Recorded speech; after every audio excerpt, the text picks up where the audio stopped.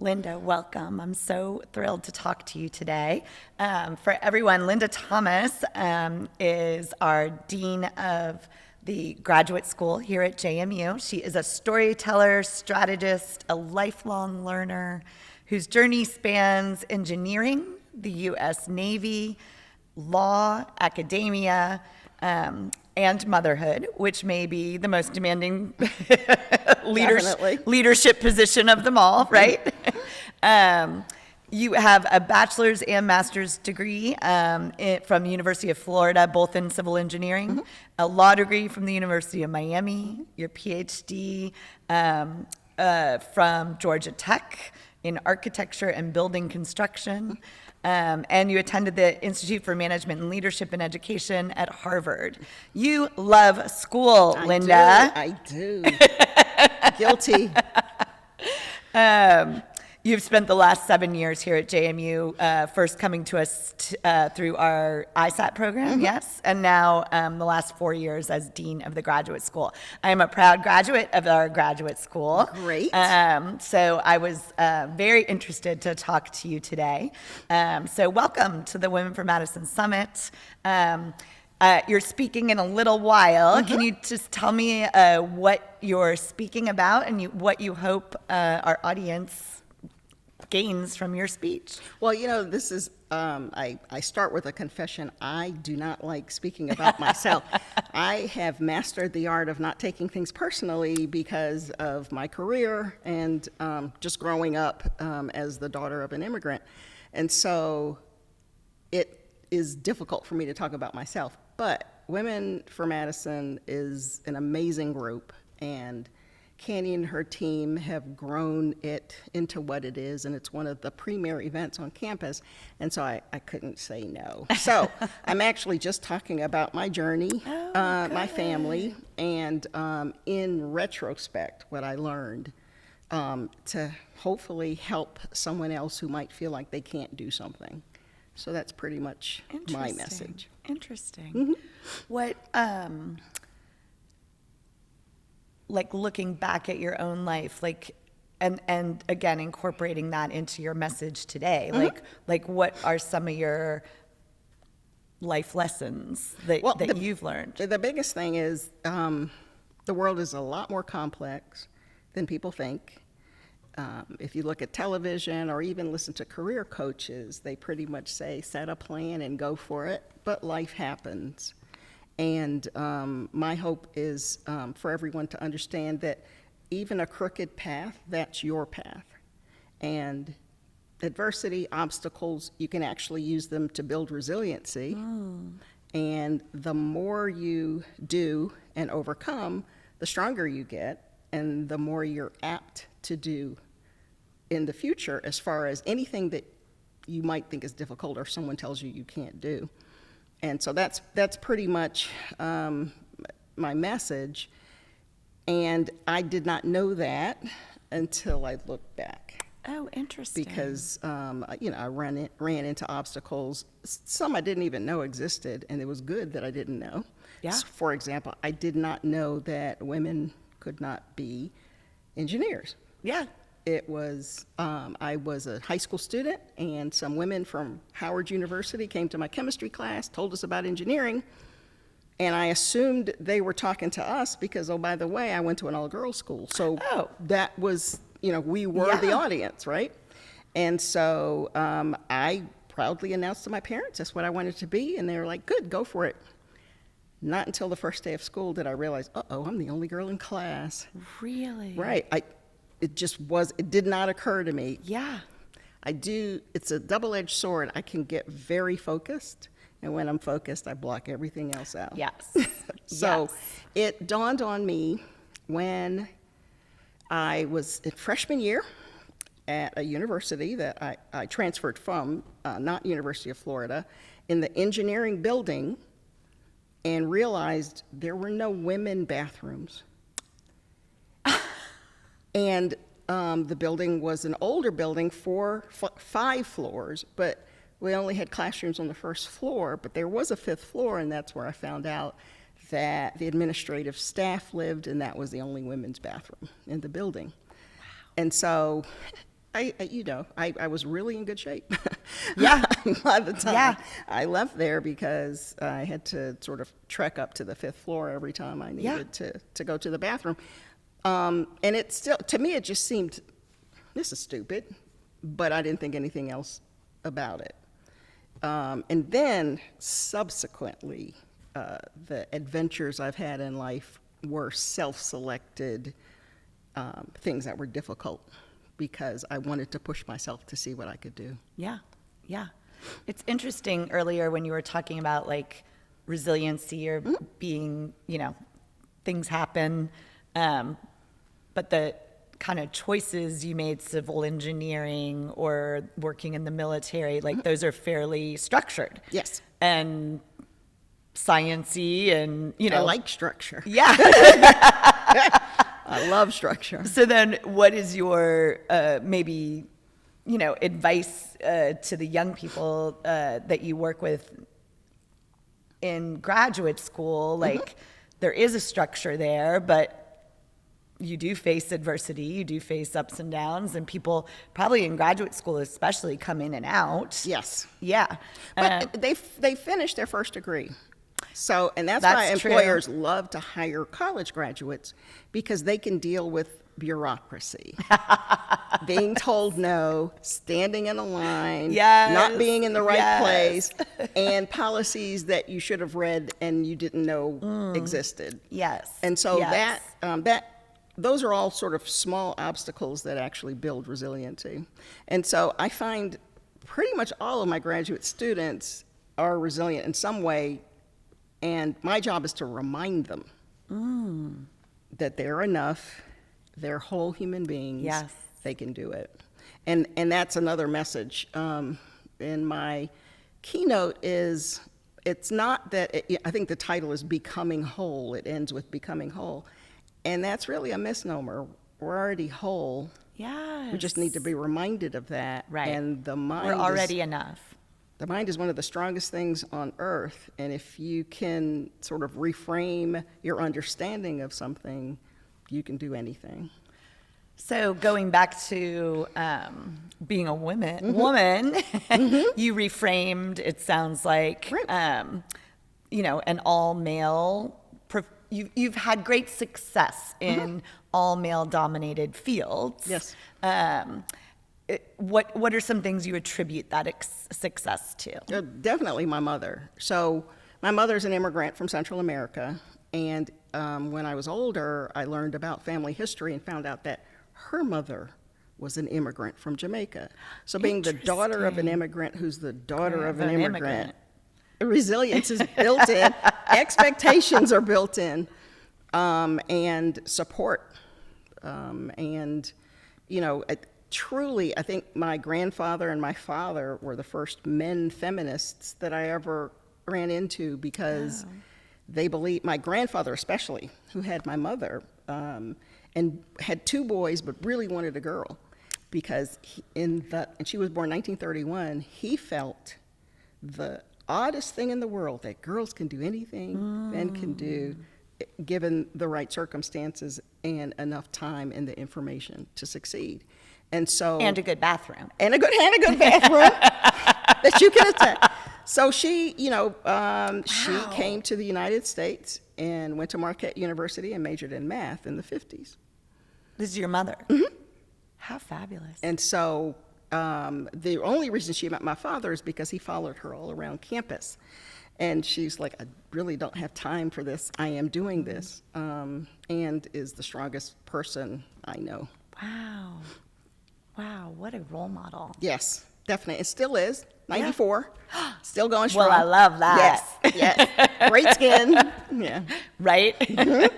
Is she in Florida? She's actually in Washington, D.C. with my sister. Oh, how wonderful. So close. Yes. That's wonderful. Florida was a thing I went to because I wanted to go to a state school, and I figured Florida was a good state, and California and Hawaii. Yeah. So. Yeah. How would you say, like your deep knowledge of civil engineering, construction, how did that help you take on academia? It's problem solving and leadership. And also the military taught me, just because you're in charge, it does not mean you're leading. you could be managing things if they remain the same. You're only leading if you're changing things, and you have people who have bought in to your vision. You can turn around Yes. and look, and if nobody's following you, you are You're not leading. leading. Civil engineering, my subspecialty is construction engineering, Yeah. and so construction management. And it is a very important job, a very difficult job, but most, if not, all of the laborers do not work directly for the construction manager. Oh. So you have to figure out how to Again. get everybody moving in the same direction without, fear of losing their jobs or anything. And so it's hard and simple at the same time because Yeah. it's all about motivating people. Yeah. And so the military taught me how to motivate people, that there's no one who's not motivated, you just haven't found it yet.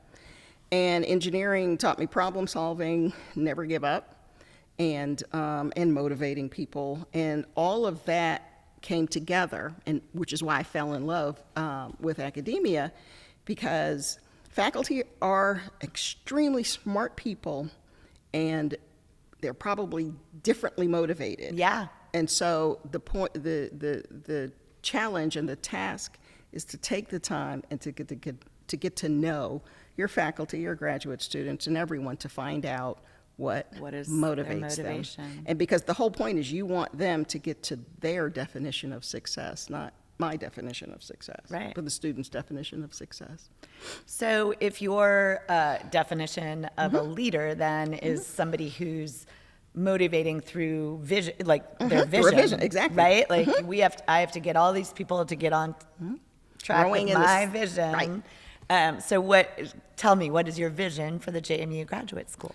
JMU Graduate School, the vision is is simple, again, simple and difficult at the same time. And, we lead the graduate enterprise on campus.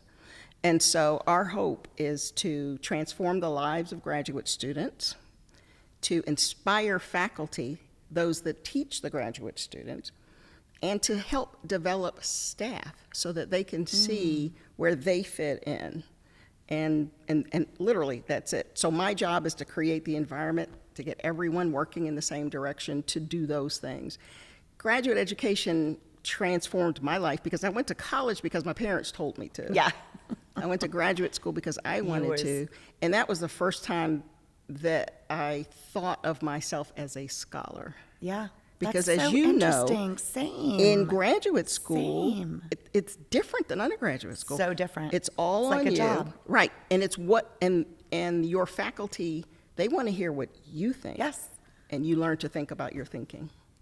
But I think also, like, for me, I mean, it's been a few years, but I can remember that literal first day, first class, and the expectation was you'd read because they told you for this class, these are the readings. And, like, I was pretty shocked, like, to walk in. And I was 2 years post undergrad. Okay. But it felt like, okay, I better take this seriously. Yes. Yeah. Yep. But you're right. I didn't think about it in terms of it was my choice. My choice. Yes. Yeah. Yeah, but I got, I got straight A's for my 2 years in graduate school because it was my job. And you were taking classes that you were interested in. Exactly. So. Exactly. Yeah. No, I think it's a very unique population of students to work with. Definitely. Yeah. Yeah. What are some things that are exciting to you about the graduate program in the next couple years? Growth, something Growth. we need to do. The reason that James Madison is now a national university, it's because they've moved into the Carnegie classification of R2. Right. Which means that you have a certain amount of research expenditures and you graduate a certain amount or a certain number of doctoral students, which includes PhD and professional doctoral students. Right. And so suddenly people realize there's a graduate school here. Right. We're only 9% of the population, but we're a mighty 9%. So you got us in R2 classification. And so, and we feel responsible for that. Also, James Madison is known for teaching. Yes. I went to a graduate school that it was known purely for research. Right, But right. also discovery.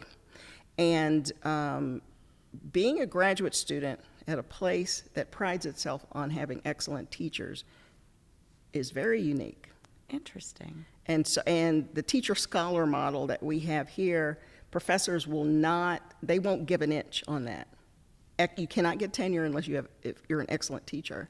And so to be able to be in a graduate classroom doing all of the sort of advanced learning with people who pride themselves in being good teachers is very unique and unique to JMU. That is wonderful to hear. That's wonderful to hear. So we need to capitalize on that, it sounds like. Definitely. In order and tell our story. Market ourselves. Which is interesting since you're taking part in a conference today that's all about telling our story. It sounds like the graduate school needs to tell our story. And we've actually just started doing that because individual programs, we have over 80 programs, would recruit students, nursing, the Doctor of Music Arts, the Master of Business Administration, all of these things individually, and they're ranked nationally, especially our licensure programs and the health sciences, 100% passing rates for our students once they graduate and take those licensure exams. So all of those are important, but my goal is to say you can get the JMU experience as a graduate student. Oh, that's great. That's great. All right, so let's see, some like rapid fire here. All right. To finish off. Sure. What would you say you're most proud of, either personally or professionally or both? I'm proud of raising my daughter, Morgan. She's an amazing person. She totally rejected anything that I did, engineering or but that sounds like a normal parent-child. It is, but I mean, I'm amazed at what she's done and how she ties what she does. She's a facility manager. She operates buildings, but they're school buildings, and she believes that she's part of the learning experience for students. And when you have facilities management people who understand leadership that through vision. Yep. That would be her. So that's the best thing I ever did, because I was not able to have kids. At least that's what I was told. And then she's my little miracle. So that was something that unexpected that I did with her. Yeah, that's wonderful. Yep. That's wonderful. What is the best piece of advice you've ever received? There was, when I was at Georgia Tech, my father was a college athlete, football, basketball, track. That's another reason my mother didn't really want to have anything to do with him. But she's like the jock at Marquette. Right. Yeah. You do what you do. Yeah. But but I always loved football, and was at a luncheon. It was Georgia State. They were starting a football program, and their coach spoke, and I'm like, okay, it's coach. It'll be interesting. He said something that I tell my students constantly, actually last year when I spoke to the PhD students, and he said, look, there are two types of pain in life. The pain of discipline. You don't want to do something, you don't want to get up and go to class, you don't want to study something. And the pain of regret. And he said the pain of regret is permanent. The pain of discipline is fleeting. Yeah. You know life is not a bowl of cherries, as they say. Right. You're going to go through adversity and pain. Choose the discipline route, because that's temporary. Yeah. Wow. Oof. That's a good one. Yep. If you could give your younger self, so your college age self, graduate school age self, a piece of advice, maybe different than that one, what would you say? Just don't take it seriously. I have a tendency to be very serious and take things that are out of my control seriously. And there's no need to do that. Yeah. Yeah, that's good. Part of our weekend here is asking everyone, when you think of JMU, what 3 words? Other than Dukes. Yeah. JMU. 3 words. What 3 words come to mind, and why? Absolutely physical beauty. Yeah. Our location, when I drive from seeing my mother, 66 and then down Oh, yeah, it feels like you can 81, breathe, right? it is the Yeah. most beautiful drive. Yeah. So definitely physical location. Teaching, strength.